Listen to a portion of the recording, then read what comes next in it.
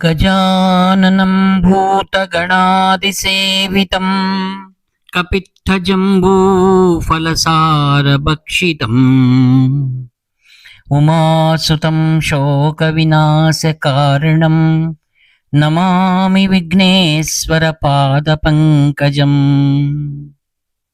सदाशिवसमारम्भां शङ्कराचार्यमध्यमाम् अस्मदाचार्यपर्यन्तां वन्दे गुरुपरम्पराम्।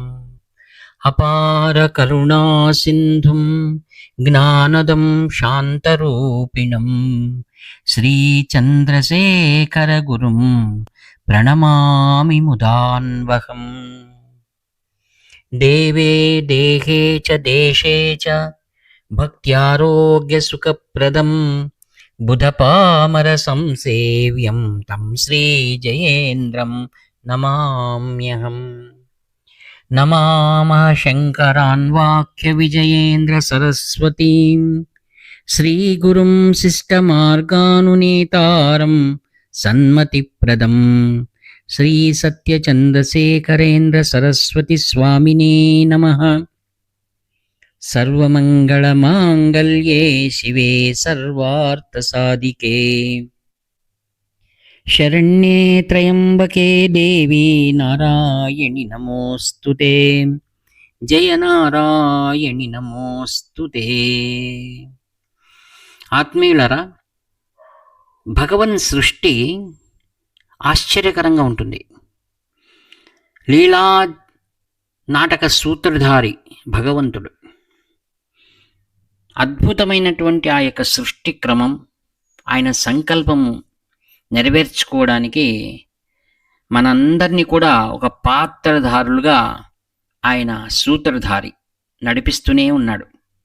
కేవలం మానవులను మాత్రమే కాకుండా చరాచర సృష్టి కోటి అంతయు కూడా, అది నదీ జలములు కావచ్చు, ప్రకృతి కావచ్చు, పంచభూతములు కానివ్వండి, ఏదైనా సరే. అందుకే వాసనాద్ వాసుదేవస్య వాసితంతే భువనత్రయం సర్వభూత నివాసోసి వాసుదేవ నమోస్తుతే. విష్ణు సహస్రనామంలో భీష్మ పితామహుడు తన యొక్క అనుభవ జ్ఞానంతటినీ కూడా వెలుగు జిలుగులులాగా ధర్మరాజుకు అందించాడు. ఆశ్చర్యం ఏంటంటే మిత్రులారా, రహస్య విషయాలు ఏవైతే ఉన్నాయో, ఆధ్యాత్మిక తత్వ విషయాలన్నింటినీ కూడా గీతాచార్యుడు కురుక్షేత్ర రణ సంగ్రామంలో అర్జునులకు అందించారు. సంగ్రామమై ఇంకా రాజ్యాభిషేకం జరిగే సందర్భంలో భగవంతుని యొక్క అస్తిత్వాన్ని తాను తెలియజేశాడు. ఇక్కడ కురుక్షేత్రంలో ఆ యొక్క విభూతి యోగంలో ఎవరెవరు తన రూపమై ఉన్నారు. మునీనాం అప్యహం వ్యాస అన్నారు, పాండవానాం ధనంజయ అన్నారు. ఈ విధంగా ప్రత్యక్ష తన స్వరూపాన్ని జంతుజాలమును అంతటినీ కూడా విస్తరించి వ్యాపకంగా చెప్పిన పరమాత్ముడు తనను గురించి తాను ధర్మరాజుకు తెలియజేయడం అది సరైన క్రమం కాదనుకున్నారో ఏమో. ఎందుకంటే ధర్మరాజు వయసులో పెద్దవాడు, వయసులో చిన్నవాడెవరు? అర్జునుడు. ఇక్కడేమో గీతా జ్ఞానాన్ని ఉపదేశించారు. ఇంకా రాజ్య జ్ఞానము, ధర్మశాస్త్ర జ్ఞానము, వీటిలో ఉన్నది ఎవరు? భగవంతుడే. ప్రతి ఒక్క శాస్త్రం భగవంతుడే మిళితమై ఉన్నాడు. ఆ విషయాలను బోధించేటువంటి సంకల్పం ద్వారా ధర్మరాజుకు భీష్మ పితామహుడు విష్ణువు యొక్క, భగవాన్ కృష్ణుని యొక్క సంపూర్ణ శిల్పాన్ని ఆయనకు అందించాడు. అంటే వేరే వారి ద్వారా ముఖతః అందించాడనమాట. ఎవరు? కృష్ణ భగవానుడు భీష్మ పితామహుని ద్వారా. ఎందుకని? ఆయన గాంగేయుడు, వయసులో వృద్ధుడు. మరి ఇంకొక సమాచారం ఉంది ఇంట్లో. తనను అస్తిత్వాన్ని గుర్తించిన వారెవరు? భీష్ముడు. ఎక్కడ? రాజసూయాగం తర్వాత ఎవరిని కొలువులో పెద్దవారిగా కూర్చోబెట్టి పూజ అందించాలి అని అన్నప్పుడు దాని నిర్ణయం తీసిన వారెవరు? భీష్ముడు. కృష్ణ భగవానుడే గొప్పవాడు అన్నారు. వయసులో చాలా చిన్నవాడైన కృష్ణ భగవానునికి ఆ యొక్క సింహాసనంలో కూర్చుండబెట్టి పూజలు చేశారు, రాజపూజం చేశాడు. అదే ధర్మరాజే ద్వారా చేయించాడు ఆయన భీష్ముడు. ఆ విధంగా అక్కడ ఒకసారి ప్రత్యక్షంగా భగవంతుని యొక్క అస్తిత్వాన్ని ఆ నిండు సభలో నిరూపణ చేసిన వారు. ఎందుకు మరి ఇక్కడ మనం వెళ్ళాల్సి ఉంటుంది? ఆ రోజు తాను ఎదురుగా ఉండి కూడా ఆ యొక్క ద్రౌపది మాన సంరక్షణ చేయడానికి మౌనంగా కూర్చున్నటువంటి భీష్మ పితామహుడు, ఆ యొక్క కురువంశపు స్త్రీ మాన సంరక్షణ చేసిన వాడు కృష్ణ భగవానుడు. అది కూడా ఇందులో తాత్పర్యం. అనగా మాన ప్రాణములను అన్నిటిని రక్షించేవాడు వారు పరమాత్ముడు మాత్రమే. ఆ విధంగా విష్ణు సహస్రనామంలో వాసనాద్ వాసుదేవస్య వాసితంతే భువనత్రయం సర్వభూత నివాసోసి వాసుదేవ నమోస్తుతే అన్నాడు. ఇక్కడ సర్వభూతముల యందు విష్ణు వ్యాపకమై ఉన్నాడు. ఆత్మీయులారా, ఆ విధంగా అట్టి భగవంతుడే ఆ యొక్క గురు రూపకంగా మనకు దర్శనమిస్తున్నారు. కృత త్రేత ద్వాపరయుగాల్లో భగవంతుణ్ణి మానవుడిగా వచ్చినప్పుడు తెలుసుకోలేకపోయారు. అదే గీతలో అంటున్నాడు ఆయన, భగవద్గీతలో ఏమని? దేవతలు కానీ అటు అసురులు కానీ నా యొక్క వైభవాన్ని తెలుసుకోజాలరు అన్నాడు ఆయన. ఎందుకనగా మమ మాయా దురత్యయ. ఆ విధంగానే ఈరోజు తలుపులు తెరిచి ఉన్నాయి. కాంచి కామకోటి పీఠం యొక్క గురువు యొక్క హృదయ తలుపులు తెరుచుకుని ఉన్నాయి. కాంచి కామకోటి శ్రీమఠం శంకర మఠం యొక్క తలుపులు ఎప్పుడూ తెరిచి ఉంటాయి. ఎవరికి? ఆర్తో జిజ్ఞాసురర్థార్థి జ్ఞానీచ భరదర్షభ. ఈ నలుగురికి కూడా, అందరికి కూడా ఆశ్రయం ఇచ్చేటువంటి వెలుగు. అక్కడ చీకటి లేదు. సాక్షాత్తు పరశివుడే ఆదిగురు శంకర్లుగా అవతరించి ప్రధానమైన పీఠాన్ని, జగద్గురు పీఠాన్ని స్థాపించి యోగలింగాన్ని స్థాపించినటువంటి దివ్యమైనటువంటి శ్రీమఠం అది. అనగా పాఠశాల. అందరికీ ఆశ్రయం ఉంది. అజ్ఞానమే దుఃఖానికి కారణము. అజ్ఞానాన్ని పోగొట్టే చిరు వెలుగెవరు? గురువు యొక్క అమృతమైన వాక్కు. ఇప్పుడు మనం శ్రీ జయేంద్ర సరస్వాముల వారి జన్మదినం కావున ఇప్పుడు ఆ పరంపరలో 2 విషయాలు మనం చర్చించుకోవడం ఈ వేళకు గౌరవం ఇచ్చినట్టు అవుతుంది. ఆత్మీయులారా, 1968 కాంచి మహాస్వాముల వారు ఆంధ్రప్రదేశ్లో విస్తృతమైనటువంటి పర్యటనలు చేశారు.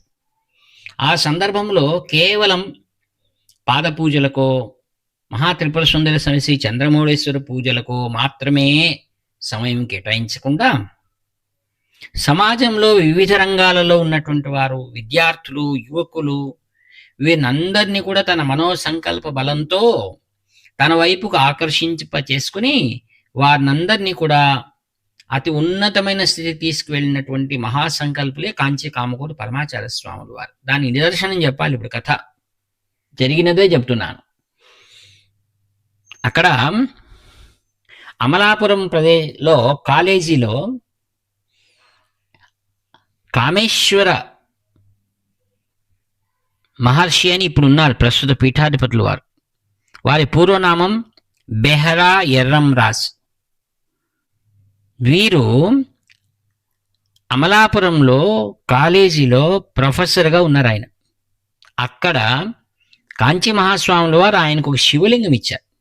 చూడండి, శివలింగం ఇచ్చి నిత్యము కూడా దీన్ని పూజలో పెట్టుకో, పూజించు అన్నారు. కాలేన పరిపచ్చంతి కృషి గర్భాదయోహో అన్నట్టు కాలం రావాలి. అనగా కర్మ ద్వారా హృదయము పరిశుద్ధం అవుతుంది. నీ విద్యార్థిగా ఉన్నావు, ప్రొఫెసర్గా ఉన్నావు, లౌకిక జీవనంలో ఉన్నావు. లౌకిక జీవనంలో వచ్చేటువంటి ఏవైతే మలినములు ఉన్నాయో వాటిని ఏ విధంగా దూరం చేసుకోవాలంటే ఈశ్వరారాధన అన్నారు. ఈశ్వరారాధన ద్వారానే సకలమైన శుభములు కలుగుతాయి. అందుకే ఆదిగురు శంకర్లు ఏం తెచ్చిపెట్టారు? యోగలింగాన్ని తీసుకొచ్చారు.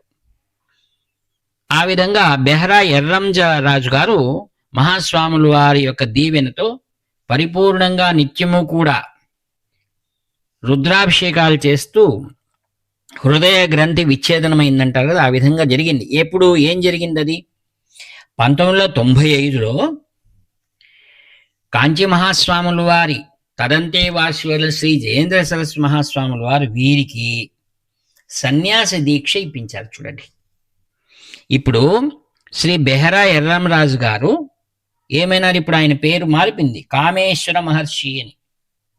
ఆయన అమలాపురంలో కామాక్షి పీఠం అనే దాన్ని స్థాపించారు. వారు చేసిన కార్యక్రమాలు ఏమిటి? శ్రీ జయేంద్ర సరస్వాములు వారు ఏ విధంగా సామాజిక కళ్యాణ కార్యక్రమాలు అలా చేస్తున్నారో వీరు కూడా ఈ కామాక్షి పీఠంలో పేదవారైనటువంటి బాల బాలికలను చేర్చి వారందరికి కూడా ఉచితంగా విద్య ఆశ్రయము కల్పించి వారందరి శ్రేయస్సుకు ఇతోధికంగా వీరు సేవ చేశారు.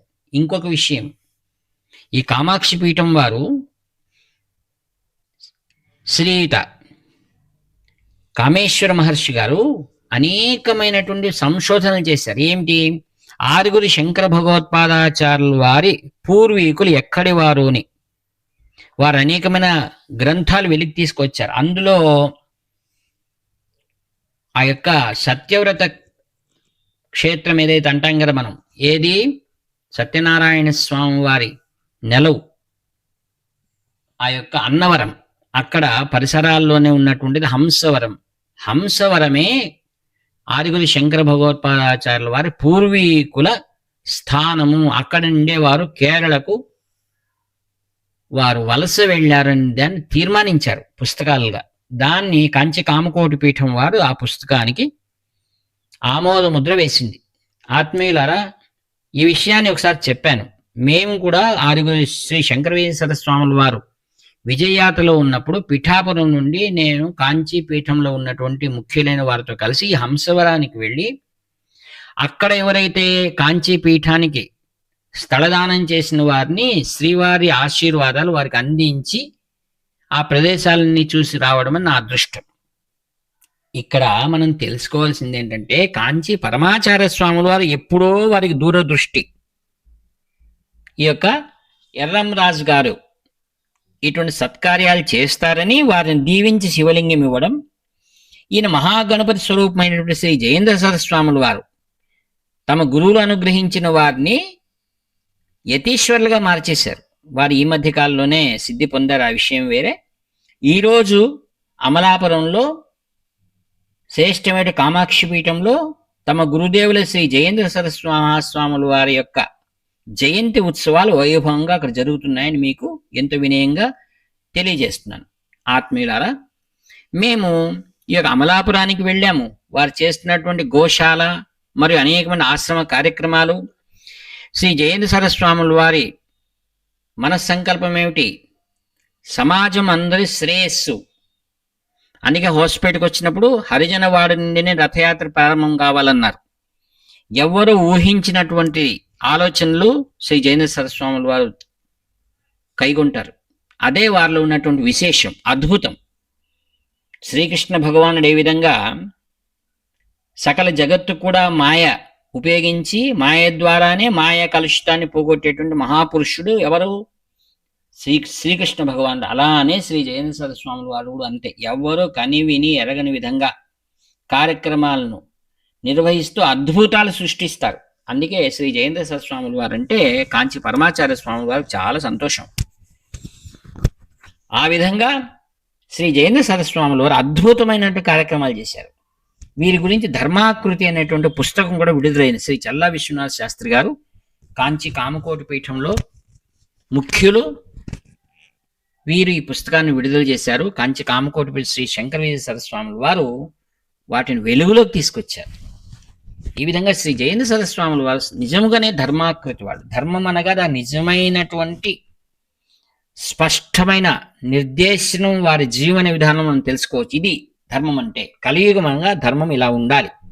ఒక్కొక్క యుగంలో ధర్మానికి తనదైనటువంటి రూపురేఖలు ఉంటాయి. అలానే కలియుగంలో ధర్మం అనేటువంటిది ఏమిటి? సామాజిక సేవే కలియుగంలో ప్రత్యక్షమైన ధర్మం అని అందరూ సామాజిక విశ్లేషకులు మొదలుకొని ఆధ్యాత్మిక రంగంలో ఉన్న వారు కూడా స్పష్టంగా ఎలుగెత్తి చెప్తూ ఉంటారు. అందుకే కాంచి కామకోటి పీఠం శ్రీ శంకరవీర సరస్వాముల వారు తమ గురుదేవులు తమకు అనుగ్రహించినటువంటి సామాజిక కార్యక్రమాలు ముఖ్యమైన అనేకసార్లు వివరించాను. కంటి జబ్బుల ఆసుపత్రులు కానివ్వండి, క్యాన్సర్ హాస్పిటల్ కానివ్వండి, చిన్నపిల్లల ఆసుపత్రులు కానివ్వండి, సంప్రదాయ పాఠశాలలు, నాదస్వరము, శిల్పశాస్త్రము, మరియు వేద పాఠశాల ఒకటేమిటంటే దేవాలయ జీర్ణోద్ధారణ ఇవన్నిటి సంకల్పం ఎవరిది? శ్రీ జయేంద్ర స్వాములు వారు. దాన్ని వీరు అన్నిటినీ వెలుగులోకి తెస్తూ మనందరినీ కూడా కృతకృత్యులను చేస్తున్నారు, మమ్మల్ని అనుగ్రహిస్తున్నారు. అది మన అదృష్టం. అనగా ఈ కంచి కామకోటి పరంపర ఎలా ఉందంటే, శ్రీ మహాస్వాములు వారి వేదము మరియు శ్రీ జయేంద్ర స్వామి వారి వేదము, విద్యా వైద్యము, వాటిని అన్నిటినీ సంప్రదాయాలు చేర్చి శ్రీ శంకర స్వాములు మనందరికి కూడా అనుగ్రహిస్తుండడం మనందరి అదృష్టం అని చెప్తూ, ఇటువంటి శుభదినం నాడు శ్రీ జయేంద్ర స్వాములు వారి దివ్య స్మరణ మన భావి జీవితానికి ఎంతటో ఉపయోగపడుతుందని తెలియజేస్తూ ఈ వాక్పుష్పములను తదంతే వాసివలసి శంకర సదస్వాములు వారి దివ్య పాదపద్మం సమర్పి సెలవు తీసుకుంటాను. ఇట్లు మీ ఆత్మీయ మిత్ర నివర్తి నాగభూషణ శర్మ. 7483229249. హర హర శంకర జయ జయ శంకర, హర హర శంకర జయ జయ శంకర, హర హర శంకర జయ జయ శంకర.